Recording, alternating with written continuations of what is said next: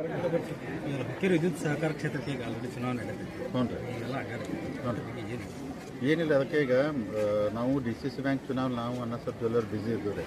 So ನೀನು ಉಸ್ತುವಾರಿ ಸಚಿವರು ನಾವೆಲ್ಲ ಮೀಟಿಂಗ್ ಮಾಡಿ ಸೊ ಇವತ್ತಿನ ನಮಗೂ ಅನ್ನಸಬ್ ಜ್ಯುವೆಲ್ಲರಿ ಅವರಿಗೆ ಅಂದರೆ 6 ಜಡ್ತಿ ನೀವು 2 ದಿವಸನಾಗ ಅಂದ್ರೆ ಪ್ರಚಾರ ಮಾಡಿ ಅಥವಾ ಕಾರ್ಯಕ್ರಮ ಮಾಡಿ ಮುಗಿಸ್ಬೇಕಂತೇಳಿ ಅದಕ್ಕೆ ಇವತ್ತು 3 ಜಡ್ತಿ ಮಾಡತ್ತೀವಿ, ನಾಳೆ 3 ಜಡ್ತಿ ಮಾಡ್ತೀವಿ. ಮಾಡಿ ಅದು ಮುಗಿದ ನಂತರ ಪ್ರತಿ ಹಳ್ಳಿಗೂ ಹೋಗಬೇಕು, ಎಲ್ಲರಿಗೂ ಅಪ್ರೋಚ್ ಆಗ್ಬೇಕಂತ ನೀವು ಪ್ಲ್ಯಾನ್ ಮಾಡ್ಕೊಂಡ್ರೆ ಟೈಮ್ ಶಾರ್ಟ್ ಐತೆ. ಎಷ್ಟು ಸಾಧ್ಯ ಆಗ್ತೈತೆ ಎಲ್ಲರಿಗೂ ಭೇಟಿ ಆಗ್ತೀವಿ, ಕನ್ವಿನ್ಸ್ ಮಾಡ್ತೀವಿ, ರಿಕ್ವೆಸ್ಟ್ ಮಾಡ್ತೀವಿ.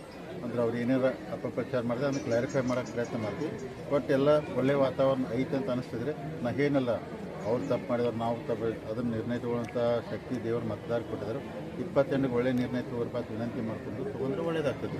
ಸರ್ ಇನ್ನೇನು ಚುನಾವಣೆ ಹತ್ರ ಬೇಕು, ಇನ್ನೂ ಅಭ್ಯರ್ಥಿಗಳು ಘೋಷಣೆ ಮಾಡಿಲ್ಲ, ಏನೋ ಜನರಲ್ಲೇ ಗೊಂದಲ ಐತಿ.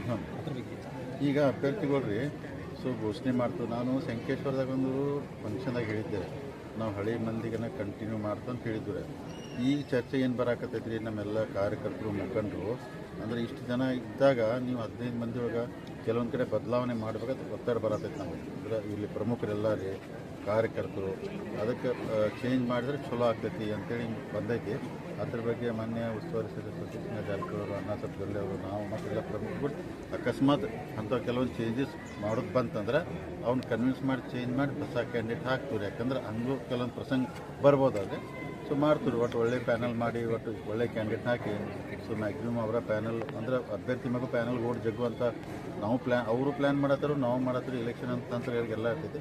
ಬಟ್ ಒಳ್ಳೆ ಅಭ್ಯರ್ಥಿನ ಹಾಕಿ ಗೆಲ್ಲಿಸುವಂಥ ಪ್ರಯತ್ನ ಮಾಡ್ತೀವಿ. ಇಲ್ಲ ಚುನಾವಣೆ ನಿಮಿತ್ತವಾಗಿ ಈಗ ಆಲ್ರೆಡಿ ಬಿಲ್ ತುಂಬಾತಾರೆ ಅಂತ ಕೆಲವೊಂದಿಷ್ಟು ಜನ ಹೇಳ್ತಾರೆ. ಯಾಕಂತಂದ್ರೆ ಮತದಾರಗಳು ಏನು ವೋಟಿಂಗ್ ಚುನಾವಣೆ ಬಂದೈತೆ ಅನ್ನೋದು ಓಟ್ ಈ ನಮ್ಮ ಬಿಲ್ಗಳು ತುಂಬಾತಾರೆ. ವೋಟರ್ಸ್ ತುಂಬತ್ತಾರೆ, ಯಾರು ತುಂಬತ್ತಾರೆ? ವೋಟರ್ಸ್ಗಳ ಕಡೆಂದ್ರೆ ಈಗ ಏನು ಬಿಲ್ ತುಂಬೋದಿಲ್ಲ, ಬಾಕಿ ಬಿಲ್ಗಳು ಇವಾಗ ತುಂಬಾತಾರೆ. ಈ ಥರ ಒಂದು ಪ್ರಚಾರ ಇರ್ತೈತೆ ರೀ. ಎಲೆಕ್ಷನ್ ಅಂತ ಎಲ್ಲ ಕಡೆಯವ್ರು ಏನು ಮಾಡೋಕ್ಕಾಗಲ್ಲ. ಈಗ ಕೆಲವೊಂದು ವೋಟಿಂಗ್ ಬರೋಂಗೆ ಕಟ್ಬಾಕಿರ್ಬಾರ್ದು ಅಂತ ಸ್ವಾಭಾವಿಕ ಅವ್ರು ತುಂಬ್ತಾರೆ ರೀ. ಯಾಕಂದ್ರೆ ತುಂಬಿದಿಲ್ಲ ಅಂದ್ರೆ ಓಟ್ ಬರೋದಿಲ್ಲ. ತುಂಬಿದ್ರೆ ಏನು ತಪ್ಪಿಲ್ಲ, ಎಲ್ಲ ತುಂಬ ವೋಟಿಂಗ್ ಬಂದರೆ ಒಳ್ಳೇದು ರೀ. ಯಾರ್ದು ಬರಬಾರ್ದು, ನಾಳೆ ಡಿಸ್ಪ್ಯೂಟ್ ಆಯ್ತು ಮತ್ತು ಎಲ್ಲರೂ ಅದು ಲೀಗಲ್ ಕಾಂಪ್ಲಿಕೇಶನ್ ಆಗ್ಬೋದು. ತುಂಬ್ರೆ ಒಳ್ಳೆ ತುಂಬಿ ಎಲ್ಲರೂ ವೋಟಿಂಗ್ ಬರಲಿ. ಯಾಕಂದ್ರೆ 60,000 ಮೇಲೆ ಓಟ್ ಬರ್ಬೋದು ರೀ. ಅದು ನಿಮ್ಮದು ಒಂದು ಇದು ಹುಕ್ಕೇರಿ ವಿಧಾನಸಭಾ ಕ್ಷೇತ್ರ ಹುಕ್ಕೇರಿ ವಿದ್ಯುತ್ ಸಹಕಾರಿ ಸಂಘದ ಮಿನಿ ವಿಧಾನಸಭೆ ಚುನಾವಣೆ ಆದಂಗೆ ಆಗ್ತೈತೆ.